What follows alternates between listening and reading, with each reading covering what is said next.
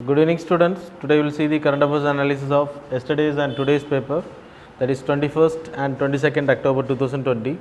So first news, FDI inflows. So last year compare பண்ணும்போது it's very high. Like first ever like இவ்வளோ FDI வந்தது first 5 monthsல.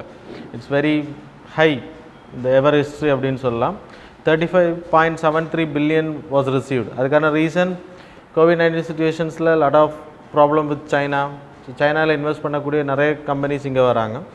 So yesterday we discussed mains answer writing question. So related to industrial policy, இண்டஸ்ட்ரீஸை வர்றதுக்கு கவர்மெண்ட்டோட policies எப்படி இருக்கும் அப்படின்றது, location of industries, அதுக்கு நிறைய சப்சிடிஸ் அப்புறம் இன்சென்டிவ்ஸ் நம்ம ப்ரொவைட் பண்ணோம். அதுதான் இதுக்கான மேனுஃபேக்சரிங் செக்டர் அப்புறம் லைக் மெடிக்கல் செக்டாரில் ப்ராடக்ட்ஸை பண்ணுறதுக்கு we provide lot of like promotion linked subsidies.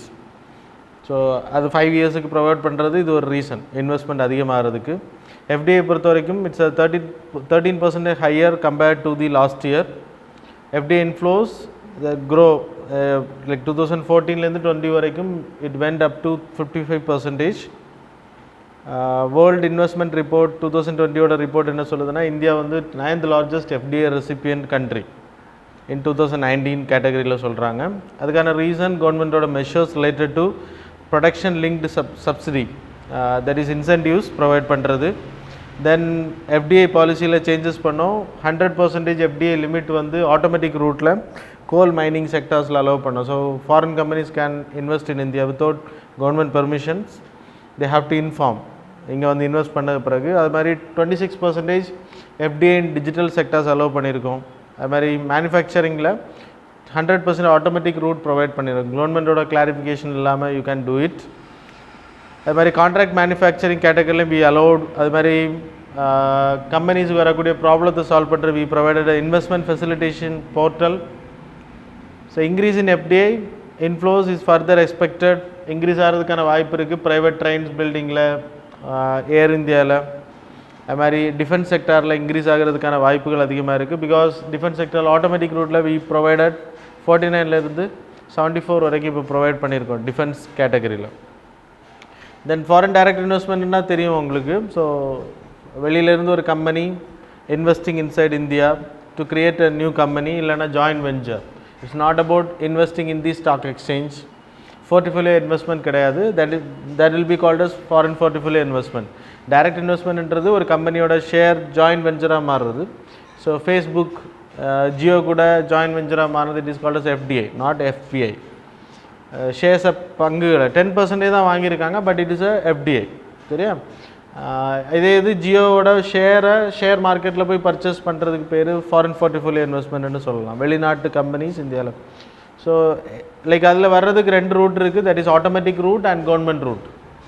இப்போது 26% வரைக்கும் லைக் ஆட்டோமேட்டிக் ரூட்டுன்னு சொல்லுவாங்க. அதுக்கு மேலே இருக்கக்கூடிய கவர்மெண்ட் ரூட்டுன்னு சொல்லுவாங்க. ஸோ விச் மீன்ஸ் 26% வரைக்கும் இந்த செக்டார் டிஜிட்டல் செக்டார்னு வச்சுக்கோங்க. 26% வரைக்கும் டிஜிட்டல் செக்டாரில் without permission they can come and invest in the digital companies. That is online sector, whatever it is. சரியா? அதுக்கு மேலே இன்வெஸ்ட் பண்ணணும் அப்படின்னா they have to get permission from the government. That's a mandatory. So தான் automatic route and government route நான் சொல்லியிருக்கேன். சரியா? So that's all. Then second, Taiwan insecurity of China. So இந்தியாவுக்கும் தாய்வானுக்கான பைலேட்ரல் ரிலேஷன்ஸில் we never had a formal relationship. அதுக்கான reason உங்களுக்கு தெரியும்னு நினைக்கிறேன். ஸோ 1949 டைம் பீரியட், 1947 நமக்கு இந்தியாவுக்கு இண்டிபெண்டன்ஸ் கிடச்சிது. 1948 சைனாவில் ரூல் பண்ணிகிட்டு இருந்த ரைட் விங் குரூப்பை வந்து லைக் அப்ரூவ் பண்ணிவிட்டு, இல்லைனா லைக் வெளியே அமிச்சிட்டு the revolutionary group came in to power. That is communist group. That is called as people republic of China was created. அப்போ அங்கே இருந்த right wing government and right wing like approve பண்ணக்கூடிய people என்ன பண்ணாங்க அப்படின்னா, they went to Taiwan. So அங்கே வந்து republic of like China அப்படின்ற ஒரு புதிய கண்ட்ரியை உருவாக்குனாங்க. But China claiming Taiwan is also a part of people republic of China. சரியா? ஸோ இதான் அந்த நியூஸ். லைக் இதுதான் அந்த ரீசன். இப்போது இந்த நாடு லைக் ஒரு 16 கண்ட்ரிஸ் தான் தாய்வானை வந்து ஒரு கண்ட்ரியாக லைக் ரெகக்னைஸ் பண்ணியிருக்காங்க. இந்தியா பண்ணலை. பிகாஸ் இந்தியா பண்ணுச்சு அப்படின்னா சைனாவுக்கு இந்தியாவுக்கான விரிசல்கள் அதிகமாகும். தட்ஸ் த ரீசன் இந்தியா வந்து பகைக்க விரும்பலை. ஸோ ஆனால் இன்ஃபார்மல் ட்ரேடிங் நம்ம பண்ணிகிட்ருக்கோம். ஃபாக்ஸ்கான் அப்படின்ற நிறுவனம் உங்களுக்கு தெரியும். It's based from Taiwan itself, கேள்விப்பட்டிருப்பீங்கன்னு நினைக்கிறேன். ஸோ தாய்வானை பொறுத்த வரைக்கும் 23 million people are there. It's a southern coast, of coast, like island, like சைனாவுக்கு வெளியில் இருக்கக்கூடிய ஒரு சின்ன ஐலண்டுன்னு சொல்லலாம் Taiwan. But it was claimed by the people republic of China. So தாய்வானை பொறுத்த வரைக்கும் 5th largest economy in the Asian area. So அதுவும் தெரிஞ்சுக்கோங்க. இப்போ ப்ராப்ளம் கண்டென்ஷன் என்ன அப்படின்னா ட்ரேட். இந்தியாவும் தாய்வானை வந்து டிப்ளமேட்டிக் டாக்ஸ் வச்சுருக்காங்க, அதனால தான் அதை கண்டம் பண்ணியிருக்காங்க. ஸோ அப்ஜெக்ஷன் தெரிவிச்சிருக்காங்க. பட் இன்ஃபார்மலாக we are having trade. So it is 1%. நம்ம லீகலாக பண்ணோம் அப்படின்னா வி கேன் இம்ப்ரூவ். ஃபாக்ஸ்கான் போன்ற நிறுவனங்கள் இந்தியாவில் இன்வெஸ்ட் பண்ணியிருக்காங்க. That is also important. Then extending new START treaty. New START treaty, already START ட்ரீட்டின்னு இருந்துச்சு. அப்புறம் ஐஎன்எஃப் அப்படின்ற ஒரு ட்ரீட்டி உங்களுக்கு தெரியும். 2019 America came out from the intermediate range nuclear force treaty. So இந்த ட்ரீட்டியை பொறுத்த வரைக்கும் ஷார்ட் ரேஞ்ச் மிசில்ஸ் வந்து லைக் டெஸ்டிங் பண்ணுறது, land based missile, short range and medium range missiles வந்து பண்ணுறதுக்கு வந்து தடை வச்சுருந்தாங்க.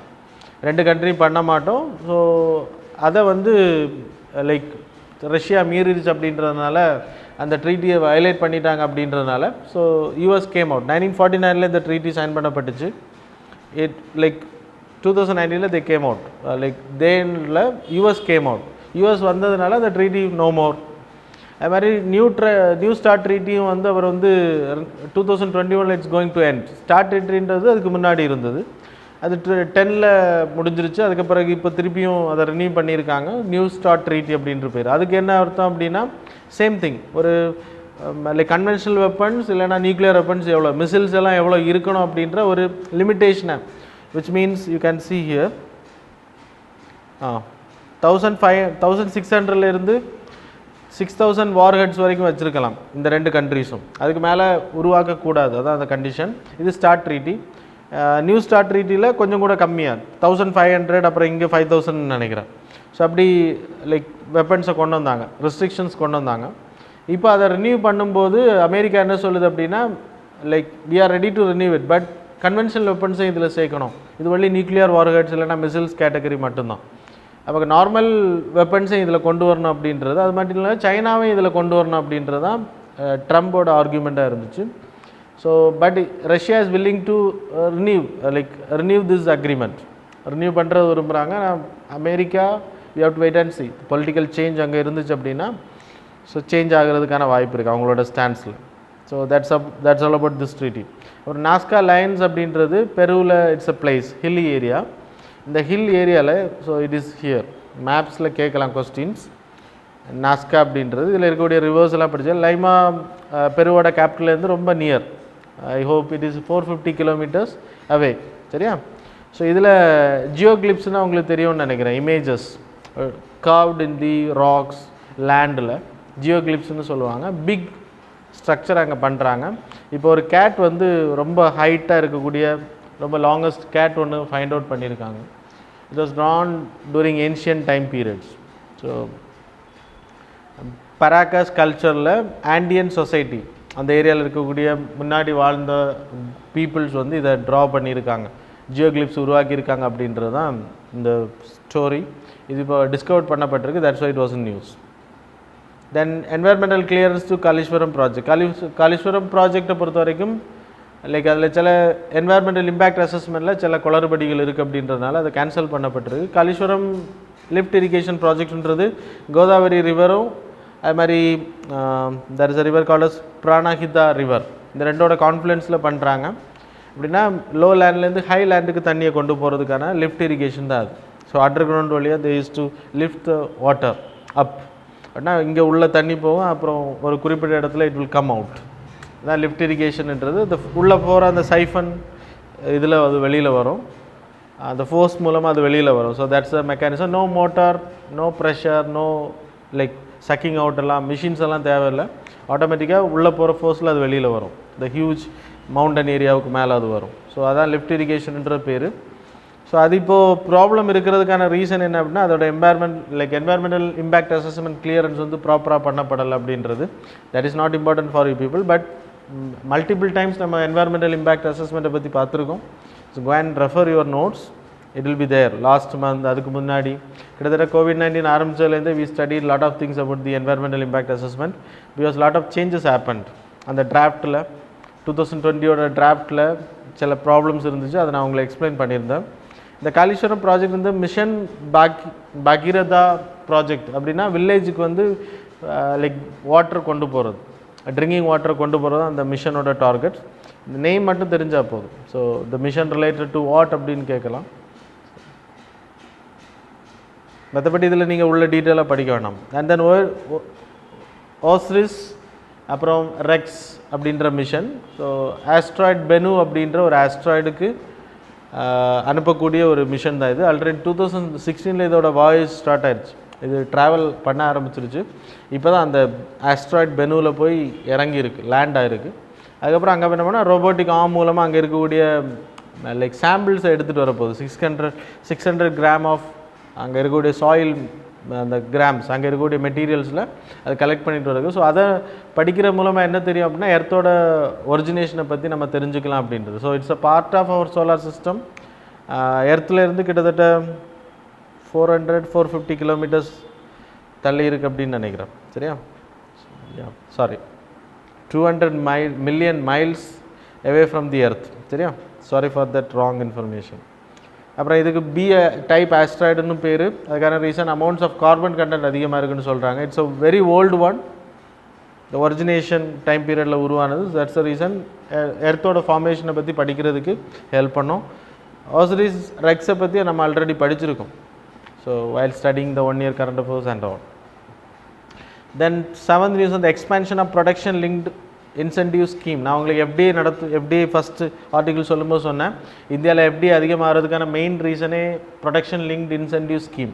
விச் மீன்ஸ் 5 yearsக்கு தே வில் கெட் எவ்வளோ ப்ரொடக்ஷன் பண்ண. இப்போ மொபைல் கம்பெனிஸ் வச்சு அவங்க ப்ரொடக்ஷன் பண்ணக்கூடிய ப்ராடக்ட்டுக்கு ஏற்ற மாதிரி 5% 5 yearsக்கு வந்து லைக் இன்சென்டிவ்ஸ் கவர்மெண்ட் வந்து ப்ரொவைட் பண்ண. அது எது கொடுக்குறாங்கன்னா கம்பெனிஸோட இன்வெஸ்ட்மெண்ட் அதிகமாகும், plus job creation, lakhs of job creations இருக்கும். அதன் மூலமாக வெளிநாட்டில் இருக்கக்கூடிய பெரிய பெரிய big giants will come and invest here.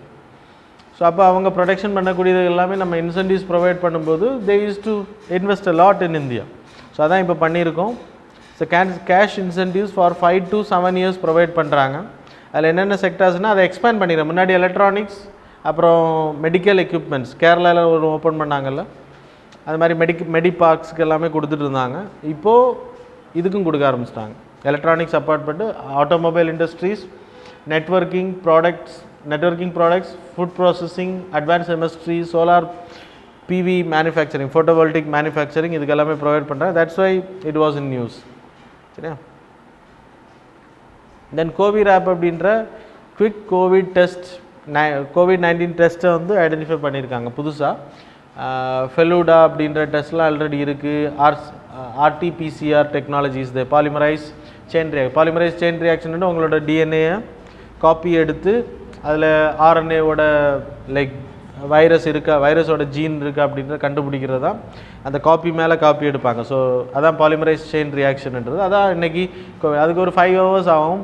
பிகினிங்கில் it டுக்ஸ் 1 day 12 hours இந்த மாதிரி எடுத்துருச்சு. இப்போது அதிகமான கோவிட் டெஸ்டிங் சென்டர்ஸ் அதிகப்படுத்தி இருக்கிறனால அது வந்து ஈஸியாக நம்ம 5 hours கிடைக்கும். ஆனால் இந்த கோவிட் ஆப் அப்படின்றது சேம் லைக் RT-PCR தான், but it was utilised by different. So RT-PCR மூலமாக மிஷின்ஸில் நம்ம டிஎன்ஏ காப்பிங் பண்ணுறாங்க. அதுக்கு பிறகு ப்ரெக்னன்சி டெஸ்ட் பண்ணுவாங்க, அந்த ஸ்ட்ரிப் மூலமாக பண்ணுவாங்க. உங்களுக்கு தெரியும்னு நினைக்கிறேன். அந்த கலர் யூரின் லைக் ட்ராப்லெட்ஸ் படும்போது அதோட கலர் சேஞ்ச் ஆகும். அந்த ப்ரெக்னன்சி டெஸ்ட் அந்த ஸ்ட்ரிப் அந்த இருக்குல்ல, அந்த ஸ்ட்ரிப் தான் அதுக்கு பயன்படுத்துவாங்க. ஸோ அந்த ஸ்ட்ரிப்ஸில் அந்த காப்பிங்கை வைக்கும்போது ஸோ அது வந்து லைக் லைன்ஸாக மாறுறதுக்கு, அந்த கலர்ஸ் சேஞ்ச் ஆகிறதுக்கான வாய்ப்பு இருக்குது. அதை வச்சு வைரஸ் இருக்கா இல்லை அப்படின்றத ஐடென்டிஃபை பண்ண முடியும் அப்படின்றது. சின்ன எஃபெக்ட் இருந்தாலும் கண்டுபிடிக்கலாம் அப்படின்றது தான் இந்த கோவிட் ஆப் பொறுத்த வரைக்கும். It's an important thing. சரியா? ஸோ இதில் எலாபரேஷனாக நீங்கள் படிக்கணுன்னா படிங்க. So this is an off for you people. சரி, தென் ஆல்ரெடி இருக்கக்கூடியது ஃபெலூடா டெஸ்ட் நம்ம ஏற்கனவே படிச்சிருக்கோம். அதே மாதிரி RT-PCR டெஸ்ட், அது ஒரு 3 to 5 years லைக் 5 hours ஆகும். இப்போ இது வந்து 1 hourல இந்த டெஸ்ட்டு முடிச்சுக்கலாம் அப்படின்றது சொல்லப்படுது. ஃபெலுடா டெஸ்ட்டை பொறுத்தவரை கிறிஸ்பர் கேஸ்9 மூலமாக கட்டிங், ஸோ டிஎன்ஏ எடுத்து தனியாக எடுத்து ஸோ அதை பிரிக்கிற மூலமாக ஆர்என்ஏ காப்பி இருக்கா அப்படின்றத தெரிஞ்சுக்க முடியும், ஆர்என்ஏ ஆஃப் த வைரஸ். இது ஆர்டிபிசிஆர்ன்றது கேரி முலிஸ் அப்படின்ற பர்சன் லைக் இன்வென்ட் பண்ணது. So that's why it was in news. And the Nobel prize கொடுத்துருக்காங்க for chemistry 1993 for this innovation. Then mobile application for geo tagging, Pradhan Mantri Krishi Sinchai Yojana. Jio டேகிங்ன்றது இப்போது நம்ம ஊர்களில் geographical indication இருக்குன்னு வச்சுக்கோங்க. Geographical புவிசார் குறியீடு லைக் பெற்ற லைக் ப்ராடக்ட்ஸ் நம்ம ஊரில் இருக்குன்னு வச்சுக்கோங்க. அந்த ப்ராடக்ட்ஸ் எங்கே கிடைக்கும்ன்றத ஜிபிஎஸ் இந்த மேப்பிங்கில் ஜியோ டேகிங் பண்ணுவாங்க. அப்போ யாருக்காவது அந்த பொருள் வேணும் அப்படின்னா தே கேன் சர்ச், அப்போ அது ஆட்டோமேட்டிக்காக அந்த இடத்த காமிச்சு கொடுக்கும். அதான் ஜியோ டேகிங்ன்றது. ஸோ அதே மாதிரி பிரதான் மந்திரி கிருஷி சிஞ்சாய் யோஜனான்றது பெர் ட்ராப் மோர் க்ராப். அதிகமான தண்ணி யூஸ் பண்ணாமல் தேவையான அளவு தண்ணி யூஸ் பண்ணி தண்ணியோட எஃபிஷியன்சி அதிகப்படுத்துகிறோம், ப்ளஸ் ப்ரொடக்ஷன் அதிகப்படுத்துறது. ஏன்னா நீங்கள் வந்து விவசாயிங்களுக்கு தண்ணி அதிகமாக யூஸ் பண்ணுவீங்க, அப்புறம் 2-3 நாள் கேப் இருக்கும்போது அதோட மாய்ஸ்டர் காஞ்சி போயிடும், அப்புறம் கொஞ்ச நாள் அது ட்ரை ஆகும், அப்புறம் திருப்பி கொஞ்ச நாளுக்கு அப்புறம் தண்ணி ஊற்றுவீங்க. ஸோ அதுக்கு வந்து சர்வே பண்ணுறதே ரொம்ப டஃப்பாக இருக்கும். காயும் திருப்பி அது எனர்ஜெட்டிக்காக மாறும், திருப்பியும் கொஞ்சம் நாளைக்கு கேப் போட்டு நீங்கள் தண்ணி ஊற்றுவீங்க. ஸோ இது கண்டினியூஸாக அதோட மாய்ஸ்டரை வந்து கம்மி பண்ணாமல் பாதுகாக்கும். ஆனால் அதிகமான தண்ணி நீங்கள் யூஸ் பண்ணக்கூடிய தண்ணியை விட நீங்கள் விடக்கூடிய தண்ணியை விட அது ரொம்ப தான் எஃபிஷியன்சியாக தான். அதான் பெர் ட்ராப் மோர் க்ராப் அப்படின்றது லைக் அவர் பிரைம் மினிஸ்டரோட தாட்டாகவும் இருந்துச்சு. So it was created and then இன்றைக்கி இம்ப்ளிமெண்டேஷனில் பண்ணிகிட்ருக்கோம் நிறைய ஸ்டேட்ஸில். ஸோ ஜல் சஞ்சாய் ஜல் சிஞ்சான் அப்படின்ற ஸ்கீம் தான். அப்புறம் ரெயின் வாட்டர் ஹார்வெஸ்டிங் எல்லாமே இதில் இந்த ஸ்கீமுக்கு உள்ளாடி வரும். Irrigation is the main thing. க்ராப்பை லைக் வேஸ்டேஜ் ஆஃப் வாட்டரை தடுக்கிறது. ஸோ அதை வேஸ்டேஜ் ஆஃப் வாட்டர் பஞ்சாப்லாம் அண்டர் கிரவுண்ட் வாட்டர் ரொம்ப கம்மியாகுதுன்னா அதிகமாக போர்வெல்ஸ்லேருந்து தண்ணியை எக்ஸ்ப்ளாட்டேஷன் பண்ணுறாங்க, அளவுக்கு மிஞ்சி பேடி ஃபீல்டெலாம் யூஸ் பண்ணுறாங்க. ஸோ அதை தடுக்கிறது தான் இந்த ஸ்கீம்ஸ் இன்ட்ரடியூஸ் பண்ணப்பட்டிருக்கு. So it will help soil moisture வந்து கெடாமல் பாதுகாக்கும். That's the benefit of the scheme. இது ரிலேட்டடாக ஒரு வாட்டி கொஸ்டின்ஸ் கேட்டிருந்தாங்க. ஸோ இந்த மாதிரி ட்ரிப் இரிகேஷன் பண்ணுறதுனால என்னென்ன பெனிஃபிட்ஸ் இருக்குது, சாயில் எரோஷனை தடுக்கும் அப்படின்றது உங்களுக்கு தெரியும். அது மாதிரி மாய்ஸ்டர் டெஃபிஷியன்சியை தடுக்கும், அதன் மூலமாக அது டெசர்ட் லேண்டாக மாறுறது தடுக்கும். சாயில் மாய்ஸ்டர் எப்போவுமே ரெண்டென்ஷன் கெப்பாசிட்டி இருக்கும்.